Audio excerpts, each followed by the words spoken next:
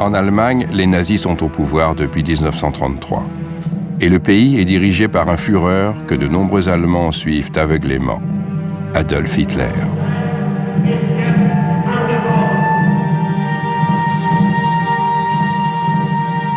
Hitler lance son pays dans une guerre d'agression à travers toute l'Europe. Les Allemands conquièrent des nations à l'Est comme à l'Ouest. Puis ils se tournent contre l'Union soviétique.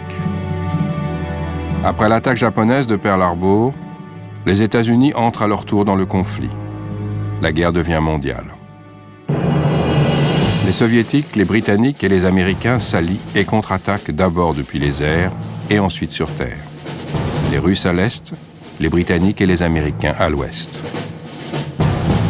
Les Alliés finissent par mettre l'Allemagne nazie à genoux. Les Allemands n'ont désormais plus aucun soutien. Nous ne devons tuer que les fascistes.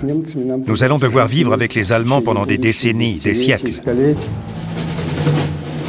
Mais en arrivant en Allemagne, les Alliés découvrent les camps de concentration, instruments de l'assassinat en masse des Juifs, des Tziganes et des dissidents. Nous étions tellement indignés par ce que nous découvrions et aurions dû savoir que nous ne faisions confiance à aucun Allemand. Voici ce que la nation allemande doit aux nazis. Une guerre perdue, 30 millions de morts et le mépris bien mérité du reste du monde. Si nous avions vu ce camp et tous ces gens en train de mourir plus tôt, nous aurions tué plus d'Allemands. La guerre est presque finie, l'avance alliée inexorable et la capitulation allemande n'est désormais plus qu'une question de semaines.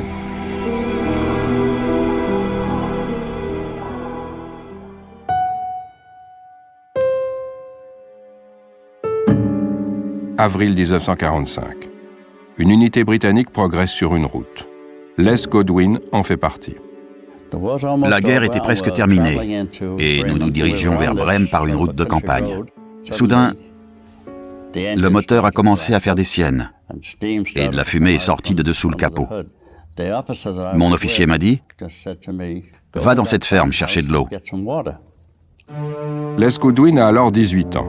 Loin de chez lui pour la première fois de sa vie, il se trouve au beau milieu de l'Allemagne nazie en tant que soldat d'occupation britannique. Seul avec sa peur et avec l'ennemi tout proche dans une ferme. Remonter cette allée a été très angoissant et je tremblais. J'avais une peur bleue pour dire la vérité. Vraiment. Chaque soldat allié en Allemagne a un petit dictionnaire sur lui, au cas où.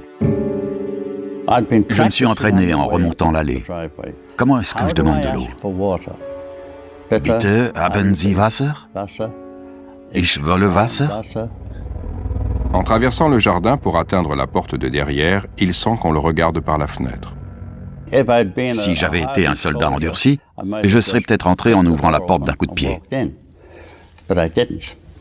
Mais non, j'ai simplement frappé. Au bout d'une minute ou deux, une femme a ouvert.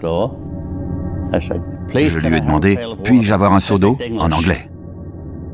Elle a tourné les talons.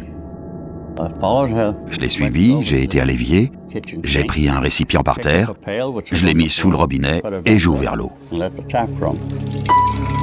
Ce n'est qu'à ce moment-là qu'il se rend compte que derrière lui, la pièce est pleine de gens, des vieux, des enfants. Personne ne dit un mot. Les robinets de ferme n'ont pas beaucoup de pression, ça coulait très lentement. J'ai regardé autour de moi, ils me regardaient, et j'ai pensé, je devrais peut-être dire quelque chose. Ils ne me quittaient pas des yeux. C'était un moment de silence. Nous communiquions sans rien nous dire. J'ai rempli le récipient et je suis sorti. Les Godwin a rempli sa mission, son unité peut repartir. Une expérience étrange en territoire ennemi. Je me suis senti comme un intrus, mais je n'ai pas eu l'impression qu'ils étaient mes ennemis. Il ne parle à personne de ce qu'il a éprouvé, pas même à son lieutenant.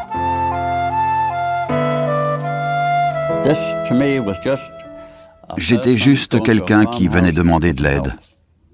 De l'aide à l'ennemi. Tout simplement. Les troupes alliées continuent de rencontrer quelques poches de résistance, des Allemands fanatiques qui croient encore à la victoire. À l'est, l'armée rouge a presque atteint la capitale, Berlin. La bataille décisive commence. Un véritable enfer.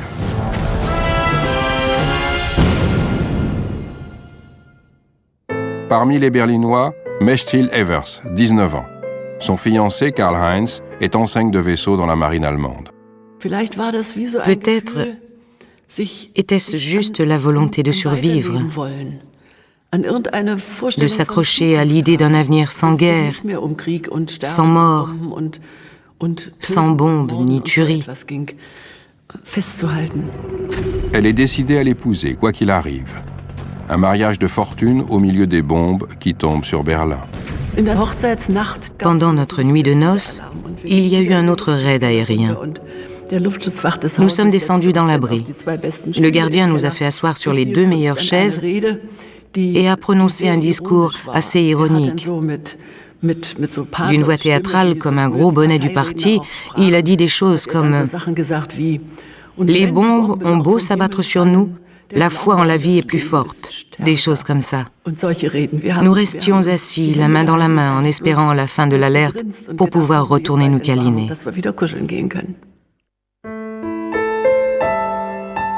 Ils font le pacte de se retrouver, s'ils survivent, sur la petite île de Hiddensee, sur la côte baltique, où l'on dit que la situation est calme.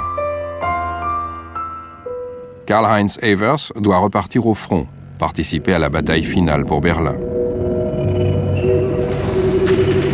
La capitale allemande est en flammes. La bataille est dans sa dernière phase. L'armée rouge est impossible à stopper. Les Allemands craignent des représailles de la part des troupes russes. Mechtil Evers fait partie de ceux qui fuient Berlin.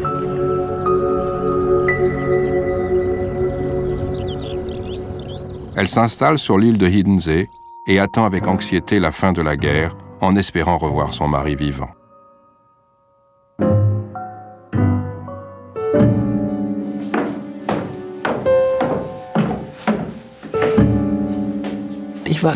J'avais pu trouver une chambre dans une pension à Neuendorf. Je me suis réveillée le matin et comme j'étais la seule cliente, on m'a dit de venir à la cuisine pour le petit déjeuner. Soudain, il y a eu des explosions au lointain. Au début, ils m'ont dit que les Russes ne pouvaient pas être aussi proches. Et soudain, ils se sont exclamés « Les Russes sont là !» Pendant des années, on avait imaginé l'armée rouge et les sous-hommes bolcheviques comme de vrais monstres à cause de la propagande nazie. J'ai vu les camions arriver et les soldats qui sautaient à terre. Puis, à ma stupéfaction, mon mari est descendu de l'un des camions.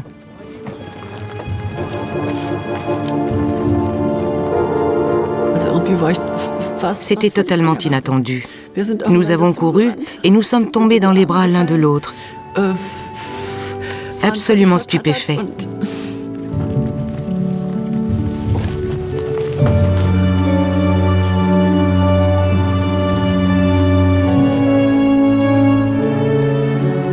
Il savait que je serais là, mais que lui soit là. Karl-Heinz et son unité avaient jeté leurs armes, conscients que continuer à se battre n'avait plus de sens. En essayant de rejoindre Hiddensee, il était tombé aux mains des Russes. Ayant l'intention d'occuper l'île, ceux-ci l'avaient emmené avec eux comme otage. Nous sommes restés à Neuendorf et nous avons assisté à l'évolution de la situation. Ils se sont installés dans la pension où je logeais. Ensemble, Mechtil Evers et son mari coulent des jours heureux. Mais dehors, la guerre continue.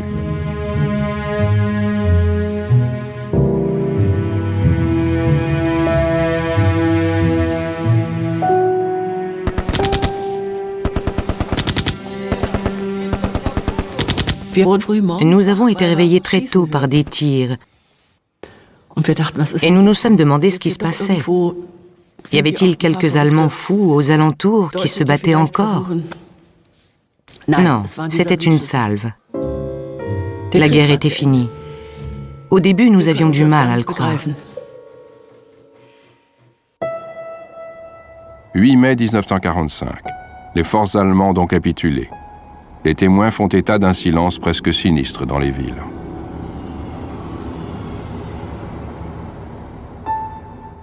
À l'est, à l'ouest, au nord et au sud, la guerre est finie. L'Allemagne a capitulé. La nouvelle est annoncée à Lunebourg. Comme dans beaucoup de villes allemandes, on se rassemble sur les places pour entendre les haut-parleurs du gouvernement militaire allié proclamer la fin de la guerre. Le gouvernement nazi et l'armée allemande se sont rendus sans condition aux forces expéditionnaires alliées. L'Allemagne est occupée. L'armée soviétique est stationnée de la Prusse orientale à l'Elbe. Les Américains sont au sud-ouest, les Britanniques au nord-ouest. La victoire en Europe suscite la liesse, alors que les trois grands annoncent la chute de l'Allemagne nazie. À New York, comme dans le reste du pays, c'est l'allégresse. Après 6 ans de guerre en Europe, remercions Dieu pour le retour de la paix. V-Day. Ainsi les Américains et les Britanniques appellent-ils ce jour. V-E, victoire en Europe. Comme à New York, les habitants de nombreuses villes du monde se pressent dans les rues. La paix, enfin, après 6 ans de guerre. À Londres, Paris et Amsterdam, partout, on se réjouit. C'est le début d'un été exceptionnellement chaud. Partout, les troupes américaines et soviétiques fêtent leur victoire ensemble. Mais les Alliés constatent vite combien les différences qui les séparent sont grandes. On s'est tapé dans le dos en s'appelant camarades. C'était le seul mot que les uns et les autres connaissaient. J'ai tendu à l'un d'eux un paquet de cigarettes. Il le triturait pour essayer de l'ouvrir. Alors je l'ai repris, j'ai attrapé la petite languette rouge, j'ai tiré dessus et je lui ai redonné le paquet. Il a fait...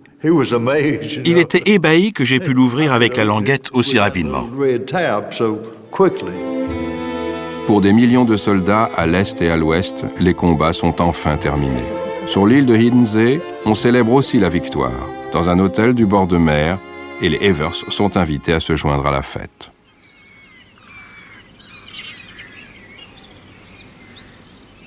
Je me demandais si tout ça était vrai. Et j'avais un peu peur. Puis je me suis ressaisie et j'ai pensé, pourquoi ?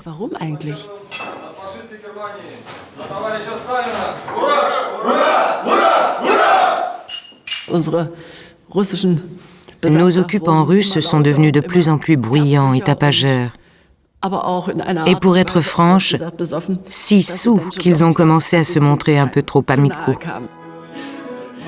L'un d'eux était assis au piano et jouait une musique tantôt triste, tantôt héroïque, et tous l'accompagnaient en chantant. Cela a duré jusque tard dans la nuit.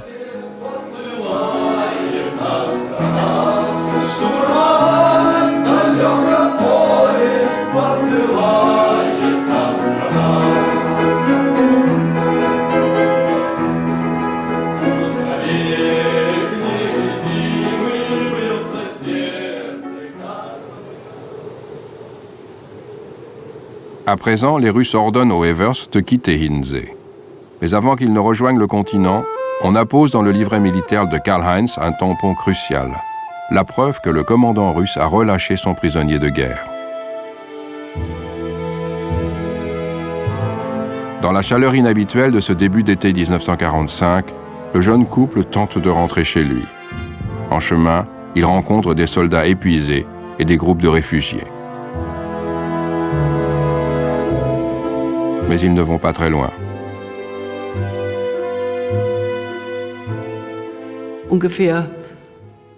À une vingtaine de kilomètres au sud de Stralsund, nous sommes tombés sur un poste de contrôle de l'armée rouge. Ils nous ont arrêtés et nous ont demandé nos papiers. Mon mari était bien content de pouvoir montrer le tampon dans son livret militaire. Un homme a regardé le livret, il nous a regardés, il a arraché la page et a juste dit « C'est moi le commandant ». Et voilà.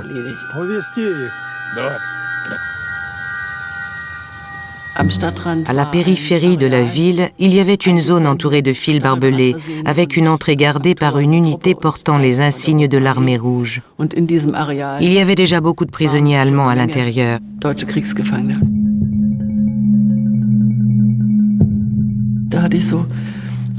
J'avais des souvenirs cauchemardesques de toutes ces années d'actualité allemande qui montraient les prisonniers de guerre russes parqués dans des camps. Et ces souvenirs se sont confondus avec la situation de mon mari à cet instant précis.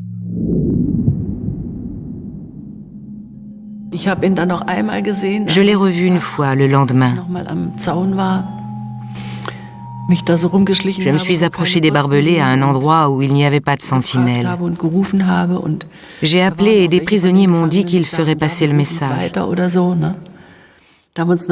Il est venu jusqu'au barbelé et nous nous sommes pris les mains à travers. Puis il a dit que les gardes allaient venir d'un instant à l'autre et que les prisonniers allaient être transférés ce jour-là. À ce moment-là, on m'a chassée et je ne les ai pas vus partir.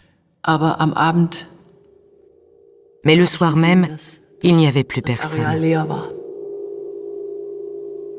De nouveaux prisonniers, Karl-Heinz Evers est placé dans un camp de détention. Les soldats allemands craignent par-dessus tout les représailles de l'armée rouge. Beaucoup fuient donc vers l'ouest, préférant se faire capturer par les Américains. Les Alliés sont submergés par le nombre. Au total, 11 millions de prisonniers de guerre.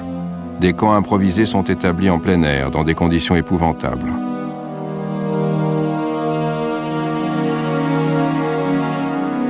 La perception de l'ennemi change soudain du tout au tout.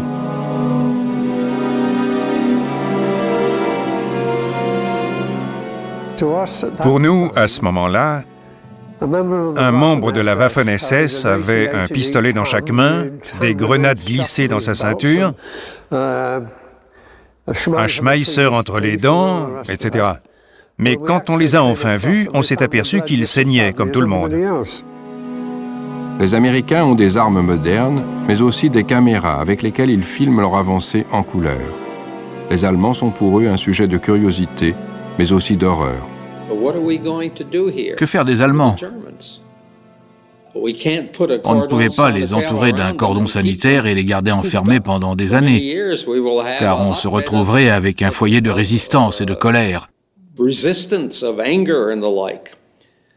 L'autre option, l'autre extrême, c'était de les tuer tous.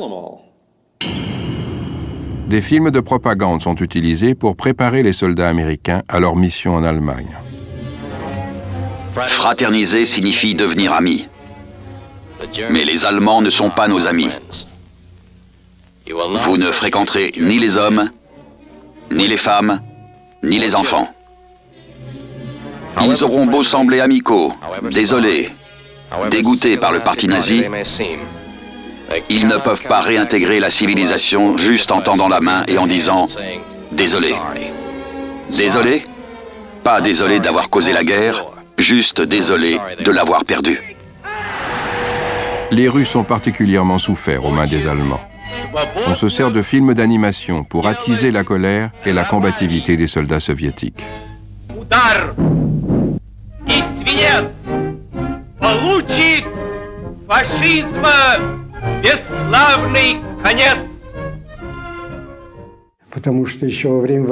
Même pendant la guerre, il y avait des discussions véhémentes. Les officiers du front me critiquaient et disaient que nous ne devrions même pas daigner parler à ces maudits Allemands, mais simplement les tuer tous. Et moi, je disais, nous ne devons tuer que les fascistes. Nous allons devoir vivre avec les Allemands pendant des décennies, des siècles. Les forces d'occupation découvrent les charniers, les camps de concentration et les camps de la mort, avec des centaines de milliers de détenus, morts ou faméliques. On y est allé et on a fait sauter la porte. Et tous ces gens, des centaines de gens, ont commencé à sortir. Ils nous serraient dans leurs bras, ils pleuraient, ils nous tenaient, nous embrassaient les jambes. Nous ne savions pas qui ils étaient ni ce qui se passait. Mickey Dorsey est le photographe de sa section. Ne pouvant en croire ses yeux, il prend à la va-vite quelques clichés.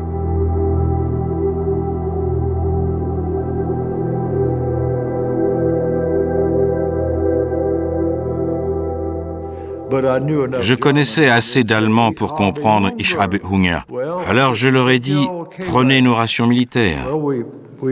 On a ouvert les rations militaires et on leur a donné.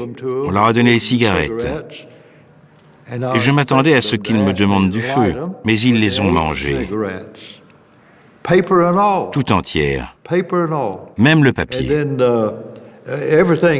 Ils ont dévoré tout ce qu'il y avait dans les rations et certains sont morts devant nos yeux après avoir mangé.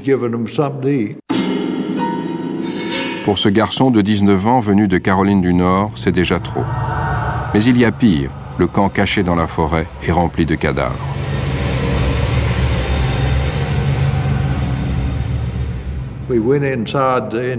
On est entré et on a vu des gens par terre. Ils étaient morts. Il y en avait d'autres étendus par-dessus. On pensait qu'ils étaient morts, mais certains ouvraient un œil ou levaient un doigt. Je n'ai jamais rien vu d'aussi horrible.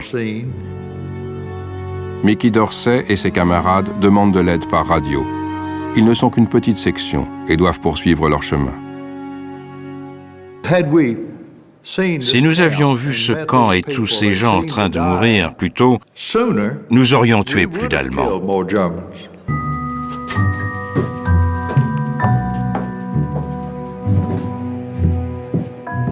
J'étais infirmière en chirurgie.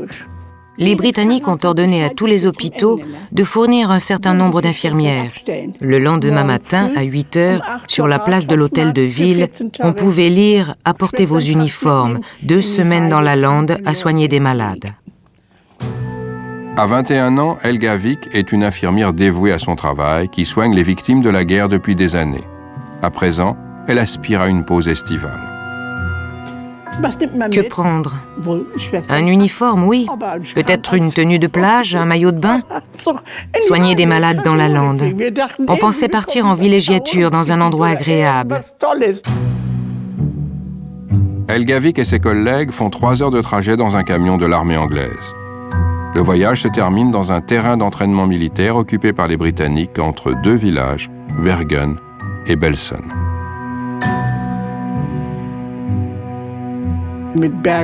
Personne ne s'attendait à Bergen-Belsen. Ils se tenaient tous là, les officiers britanniques, à attendre notre arrivée. Vous êtes responsable de tout ce que vous allez voir ici, et autre chose du même genre, en nous montrant du doigt.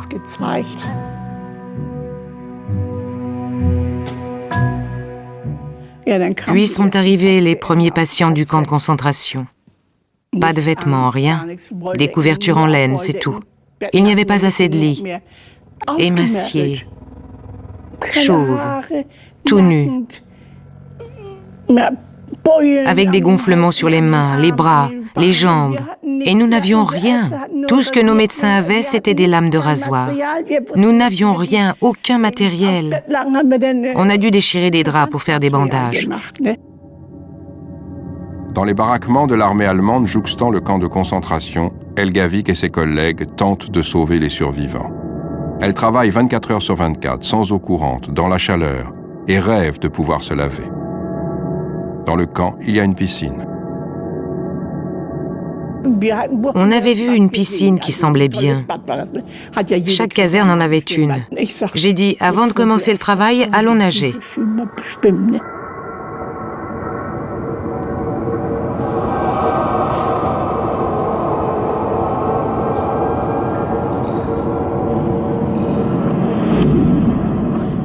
Toute la piscine était pleine de corps. Il y en avait partout. Elle regorgeait de cadavres.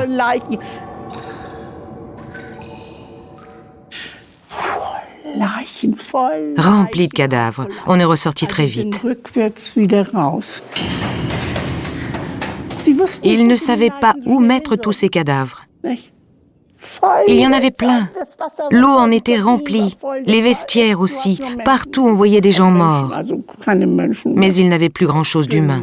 Horriblement maigres, le ventre et la tête gonflés. Un spectacle atroce. Nous n'avons plus jamais parlé de cette piscine. Pour nous, c'était tabou.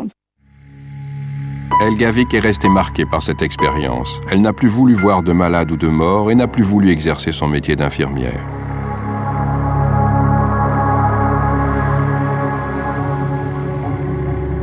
Deux semaines après la fin de la guerre, les Britanniques mettent le feu à ce camp de la mort près de Lunenburg avec des lance-flammes.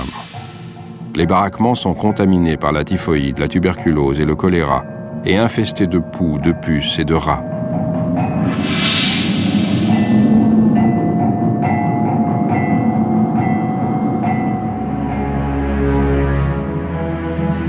Dans toute l'Allemagne, les troupes d'occupation forcent la population locale à venir voir les camps de concentration et les charniers. Regardez ce que vous avez fait.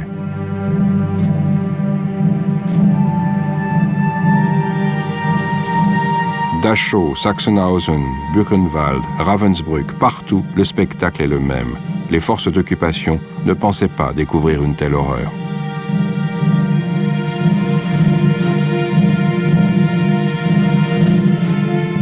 Les Américains photographient et filment tout en détail.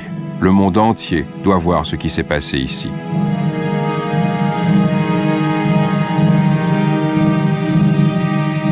Personne ne doit jamais oublier ce génocide.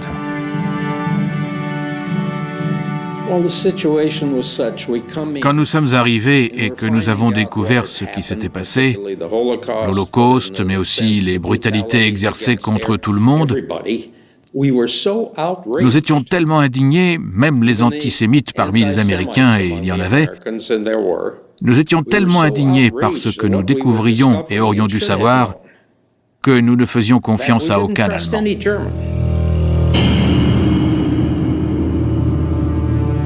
Les Alliés prennent la direction du pays et réglementent la vie par des décrets. Sur l'ordre du gouvernement militaire, la foule se rassemble sur la place du marché pour y être avertie de la dissolution du Parti national-socialiste. C'est la fin du pouvoir nazi, de ses lois et de ses institutions. Les armes de toutes sortes, pistolets, poignards, sabres, sont confisquées. Quelques-uns continuent de résister au gouvernement militaire allié au moyen de l'espionnage et du sabotage. Cet homme a été jugé et condamné par le tribunal militaire. Les lois du gouvernement militaire allié doivent être respectées. La première chose que font les Allemands est d'effacer les traces visibles de leur passé.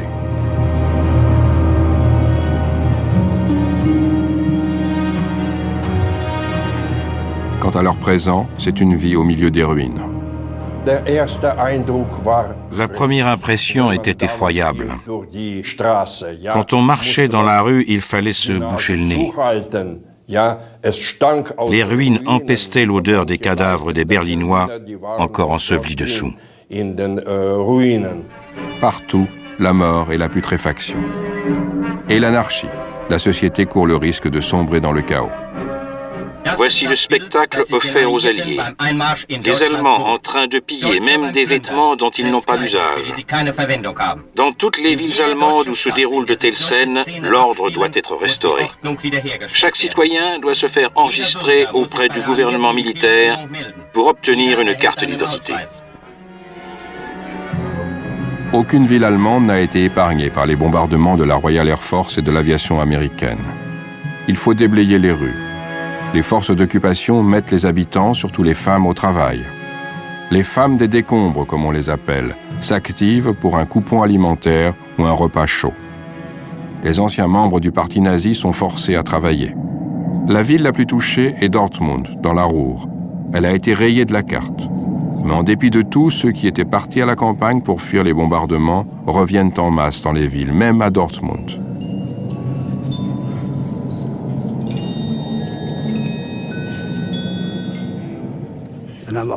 On dormait dans les champs et les fossés. Soudain, on s'est retrouvés face à des soldats américains avec des mitraillettes. Ils pensaient qu'on était des pillards polonais.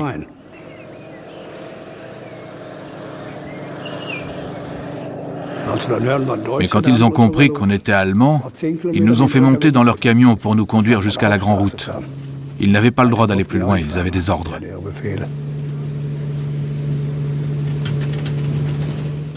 On était déterminés à rentrer à Dortmund. C'est là que se trouvait toute notre famille. August Heinz Limpe n'a que 7 ans.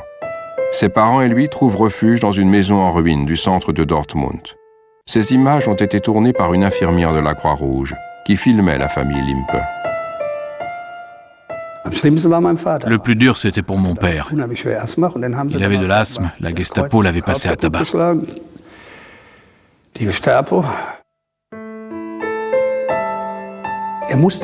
Mais il devait prouver qu'il avait du travail, sinon on ne nous aurait pas permis de revenir en ville.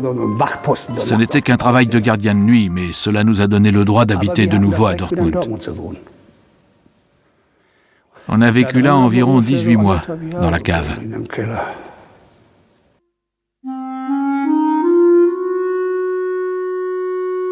Ce n'était qu'un trou. Le soupirail était encombré de gravats, mais on pouvait le dégager.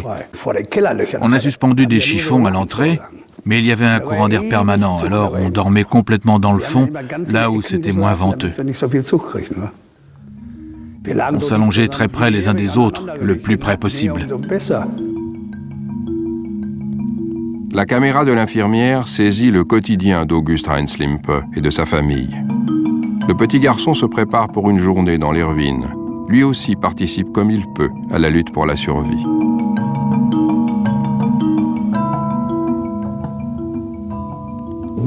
On volait du plomb, les vieux tuyaux en plomb. Il y avait un ferrailleur qui passait chaque semaine avec son cheval et sa carriole. Pendant que l'un de nous lui vendait quelque chose, un autre chipait des trucs à l'arrière de sa carriole. Il fallait prendre des risques, escalader les murs pour atteindre les éviers qui, en ce temps, avaient encore des tuyaux en plomb. On récupérait aussi des briques pour gagner quelques pièces, ou un petit pain quand on se débrouillait bien. Pour August Heinz Limpe et des milliers d'autres enfants, les ruines du centre de Dortmund sont comme un terrain de jeu. C'était amusant. Ça peut sembler idiot, mais je n'aurais jamais raté cela quand j'étais enfant.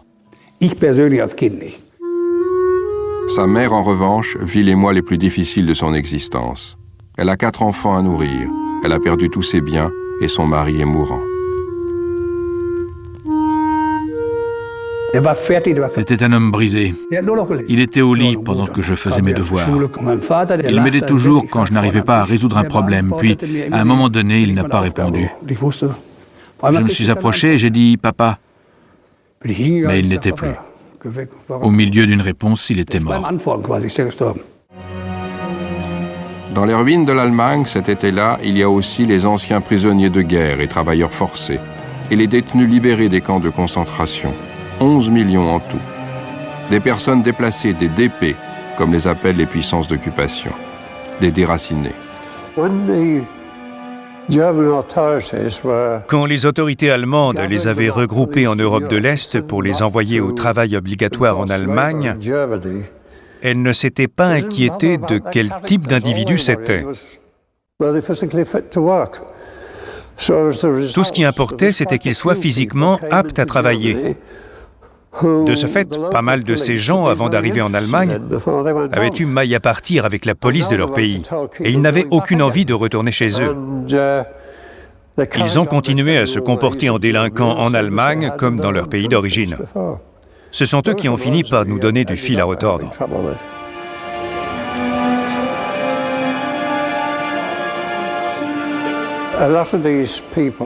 Beaucoup de ces gens avaient été traités avec cruauté et voulaient se venger. Et c'est ce qu'ils faisaient. Notre travail était d'essayer de les empêcher, eux ou les autres personnes déplacées, d'ennuyer la population civile. Pour prévenir les pillages, les forces d'occupation subviennent aux besoins élémentaires des déplacés en distribuant du pain et de la viande pris sur leurs propres réserves. Les déracinés veulent rentrer chez eux, mais il n'est pas facile d'organiser le transport d'un si grand nombre de gens.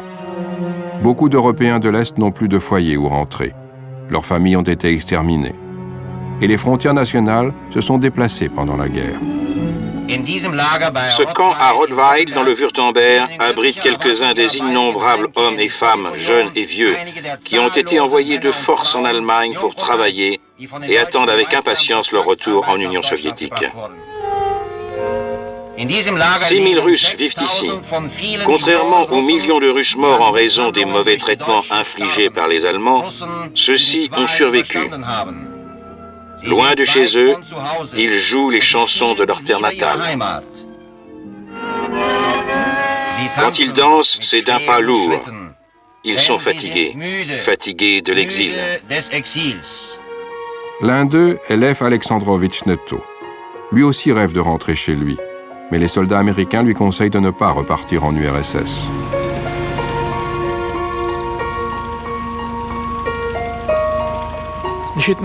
Nous étions dans la zone d'occupation américaine. Et à cette époque, il y avait partout de la propagande qui disait que nous, les prisonniers de guerre libérés, ne devions en aucun cas repartir en Union soviétique.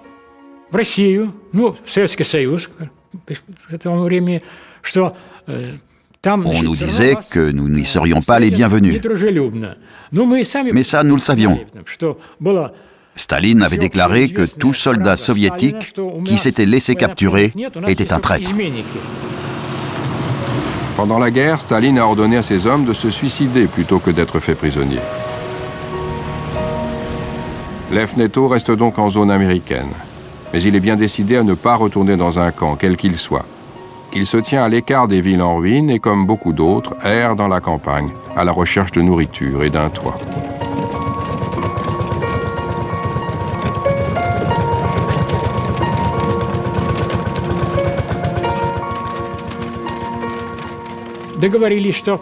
Nous avons décidé d'aller dans les villages pour offrir nos bras, travailler dans les fermes et donner un coup de main là où on avait besoin de quelqu'un.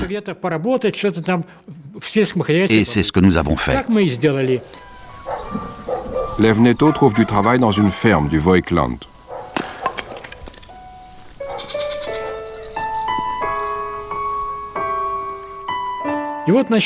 Je donnais un coup de main. C'était le printemps et je devais travailler dans les champs, couper du bois, me rendre utile dans la ferme.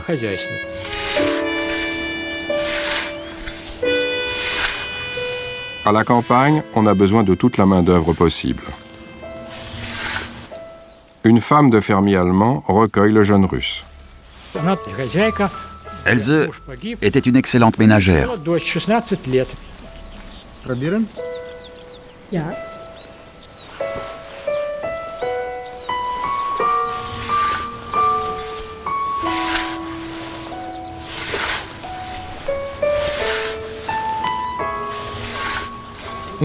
Son mari était mort à la guerre et elle avait une fille de 16 ans.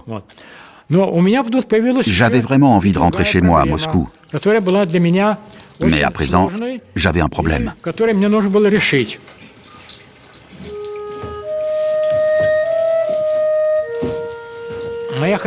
Else m'a dit, « Lev, pourquoi partir? Reste ici. Nous avons la ferme et la maison, tout ce dont nous avons besoin. J'ai une fille de 16 ans et tu as 20 ans. Alors, vivez ensemble. »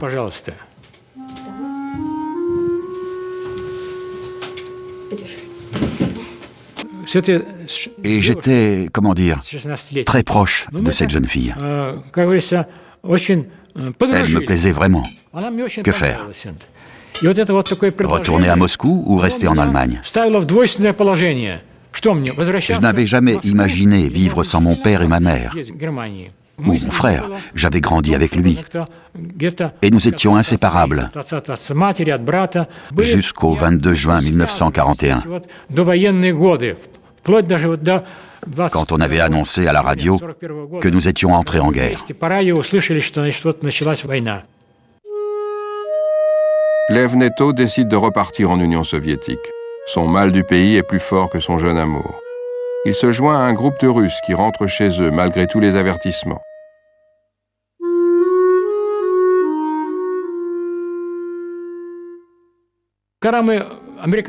Quand les Américains nous ont conduits dans la zone soviétique dans leur véhicule,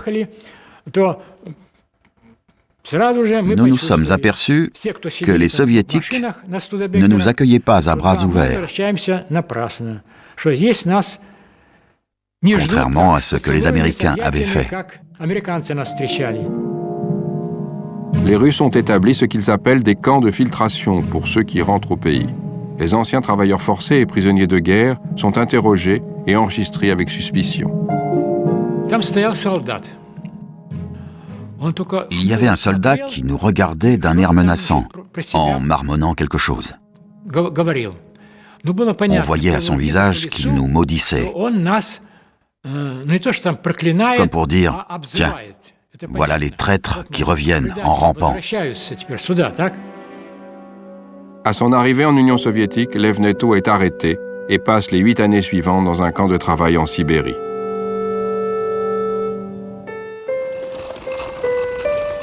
Premier été de la paix en Allemagne.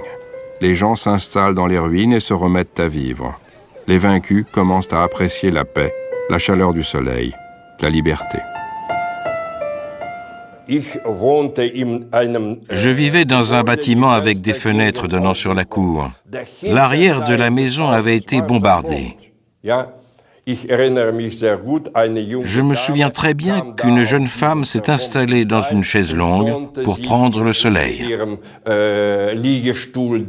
parce qu'il n'y avait plus de toit. À Berlin et dans d'autres villes d'Allemagne, les premières terrasses de café ouvrent. Les salles de bal et les buvettes fourmillent de gens avides de vivre. Le 6 juillet 1945, les premiers trains se remettent à circuler à Berlin. La ligne 1 de Kreuzberg à Wannsee. Pendant ce premier été de la paix, on recommence à profiter de la vie, aussi bien les Berlinois que les forces d'occupation. Dès mon arrivée à Berlin, j'ai déballé mon seul et unique costume civil que je n'avais pas porté depuis 4 ou 5 ans. Je l'ai enfilé, j'ai mis mon chapeau et je suis allé au lac de Wannsee. Il y avait un orchestre qui jouait et des couples qui se promenaient en bavardant. J'étais fier d'être habillé comme eux et que personne ne sache que j'étais un soldat. Danser, flirter, savourer enfin la vie. Durant les 2 dernières années de la guerre, les fêtes et les bals étaient interdits en Allemagne. La cour du château de Cäcilienhof à Potsdam, près de Berlin. Une étoile rouge composée de géranium pour accueillir les 3 puissances victorieuses qui se rencontrent ici à la mi-juin. Mais Staline, Truman et Churchill ont de graves divergences d'opinion. Seul Staline apprécie l'étoile rouge. Les Alliés sont en désaccord sur les réparations de guerre. Et dès lors, chaque puissance d'occupation est libre de faire ce qu'elle veut dans sa zone. Les conservateurs parmi nous, les isolationnistes qui avaient été appelés sous les drapeaux, étaient mécontents dès le départ d'être alliés à l'Union soviétique. Les 3 grands. Une unité de façade pour les caméras. Car la grande question est de savoir combien de pouvoir accorder à l'Union soviétique en Europe.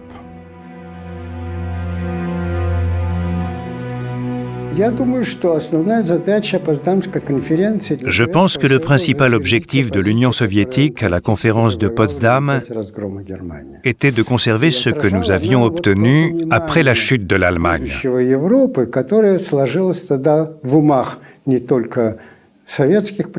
La conférence a révélé comment les vainqueurs envisageaient l'avenir de l'Europe.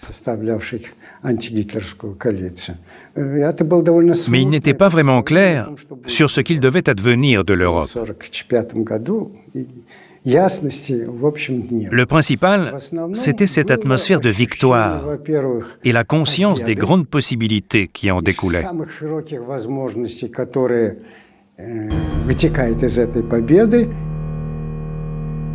Après Potsdam, l'Allemagne perd un tiers de son territoire. La Poméranie, la Silésie et une partie de la Prusse orientale sont cédées à la Pologne. Le reste est divisé en 4 zones, la France devant, elle aussi, devenir une puissance d'occupation. Ce partage jette sur les routes des millions de gens originaires des régions orientales de l'Allemagne.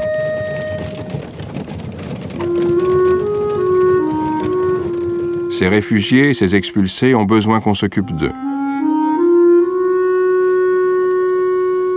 Les familles sont éclatées. Les enfants séparés de leurs parents vivent dans la misère et apprennent à se débrouiller seuls dans les ruines.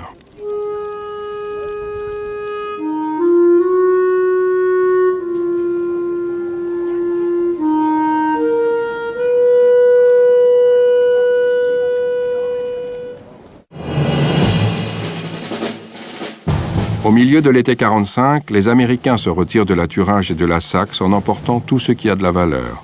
Documents techniques, meubles, machines. L'armée rouge s'installe dans sa zone d'occupation.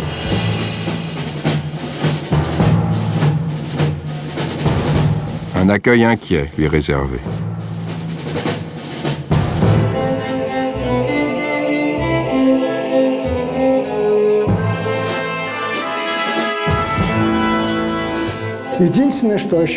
J'ai eu l'impression que tous les Allemands étaient brusquement antifascistes. Tous admettaient qu'Hitler avait existé, mais ils affirmaient que, personnellement, avaient toujours été contre le fascisme. C'était peut-être une forme d'autodéfense psychologique. La zone française d'occupation... À la fin du mois de juillet, les Français investissent leur nouvelle zone d'occupation. L'administrative Baden-Baden en Forêt-Noire. Baden-Baden, qui fut au milieu du siècle dernier la ville d'eau d'élection des princes allemands et des têtes couronnées d'Europe, connaît aujourd'hui les lois de l'occupation française. Dans ces hôtels, les administrations françaises se sont installées. Dans ces rues circulent les uniformes français. Les trois couleurs surmontent les noms allemands. Disons que quand je suis arrivé, l'atmosphère était plutôt tendue. Il y avait une certaine méfiance. D'une part, les Allemands avaient peur de l'occupation, c'est légitime, et nous avions des craintes que, surtout des gens très fortement marqués par la politique, verraient notre arrivée d'une façon mauvaise. Donc il y avait une méfiance. La France et l'Allemagne, 3 guerres en l'espace de 70 ans. Une animosité héréditaire. La population du Bade-Sud, de la Hesse-Rhénane et du Württemberg s'était habituée aux Américains. Ici aussi, on a peur. Un jour, les Français sont venus au village et la nouvelle s'est répandue comme une traînée de poudre. Nous, les enfants, nous nous sommes précipités pour regarder. Puis le maire est arrivé avec des Français et quand il m'a vu, il a dit « Ils cherchent quelqu'un pour faire leur lessive et j'ai pensé à ta mère. Emmène-les chez toi. » On y va? Venez les gars.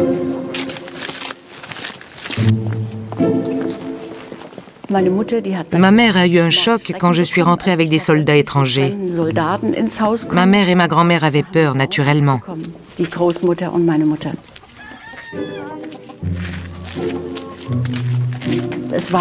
Tout le monde savait que les Français réquisitionnaient les meubles et le bétail, et nous avions des poules et un cochon. Donc il y avait des choses à prendre.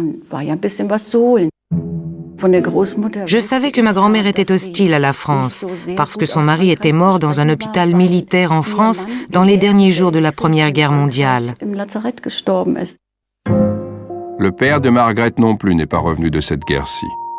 La fillette doit aider aux travaux ménagers et s'occuper de son petit frère. Les pères sont une denrée rare. Et alors, ce qui m'a frappé beaucoup, c'est les habitants, c'est-à-dire j'ai trouvé des femmes, des vieillards, des enfants, des mutilés, mais pas d'hommes. Les Français ont souffert sous l'occupation allemande. Les Allemands ont peur qu'ils se vengent.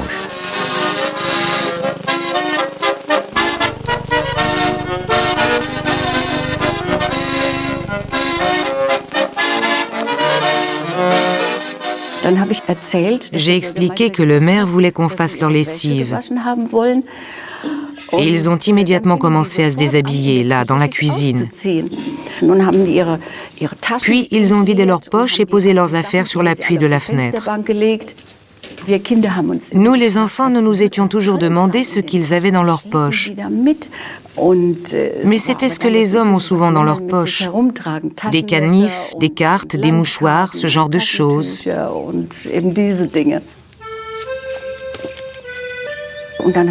Les soldats ont sorti du savon.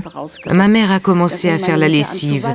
Et elle a parlé à ma grand-mère en allemand, persuadée que les Français ne comprendraient rien. Je vais laver leur linge. Et il y a peut-être dessus le sang de nos soldats, a dit ma mère. Et ma grand-mère a répondu, c'est des gamins, ils n'ont tué personne. Et elle a ajouté, « Si on m'avait dit qu'un jour des Français seraient assis là, en sous-vêtements, à attendre qu'on lave leurs uniformes, je ne l'aurais pas cru. » Quand elle a prononcé le mot français, ils ont tendu l'oreille et les ont regardés d'un air soupçonneux. Ma grand-mère, qui avait l'esprit très vif, a sauvé la situation en disant « Je ne connais qu'un mot en français, c'est parapluie. » Ah, parapluie, ont répondu les Français. Et ça a détendu l'atmosphère. Les Français ont ri et tout est rentré dans l'ordre. Les rencontres insolites de ce genre ne manquent pas dans l'Allemagne occupée. Jean-Jacques Mesure est un jeune soldat français. J'ai été logé chez un Lehrer avec sa famille et j'avais ma chambre. Il a été cantonné là par le gouvernement militaire, mais cela le gêne. La chambre que j'occupais dans la maison, c'était celle du fils, qui était parti sur le front russe et qui était fermice, disparu. Et c'est moi, Français, occupant, qui avait sa chambre. Alors ça m'a fait quelque chose. Ça m'a fait quelque chose parce que j'ai vu cette famille où il manquait une personne, c'était le fils, qui n'était pas revenu. Et moi, qui venais faire l'occupation de leur pays, donc pas un ennemi, mais enfin un étranger, j'occupais la chambre du fils. Les forces d'occupation disposent d'un pouvoir illimité en Allemagne. Ce sont elles qui décident du sort de la population. Le bel été 45 touche à sa fin.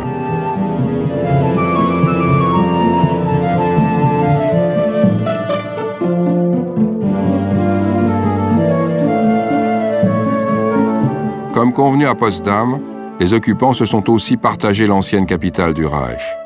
La zone spéciale de Berlin se compose désormais de 4 secteurs. Le sort de la ville comme futur point chaud de la politique internationale est scellé.